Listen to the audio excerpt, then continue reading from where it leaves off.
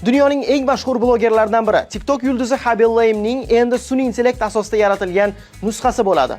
Boisi Lam o'zining Step Distinctive Limited kompaniyasidagi ulushining bir qismini Amerikaning Rich Sparkle Holdingsga sotdi. Business Insider'ning yozishicha, kelishuv $975 million baholanmoqda. Bitimga ko'ra, kompaniya 3 yil davomida blogerning butun dunyo bo'ylab daromad olishining barcha usullarini boshqarish bo'yicha mutlaq huquqini qo'lga kiritgan. Bu reklamadan to litsenziyalashgacha, shuningdek, Laming nomi ostida mahsulotlar sotishni ham o'z ichiga oladi. Ya'ni endi blogerning daromadi alohida reklama shartnomalariga emas, balki uning nomi atrofida qurilgan butun biznesning umumiy muvaffaqiyatiga bevosita bog'liq bo'ladi. Kelishuvning eng e'tiborli jihatlaridan biri Laming sun'iy intellektga asoslangan raqamli egizagini yaratishga rozilik berishi bo'lgan. Endi TikTok yulduzining nusxasi turli tillarda kecha-yu kunduz efirga chiqishi va tijorat bilan shug'ullanishi mumkin.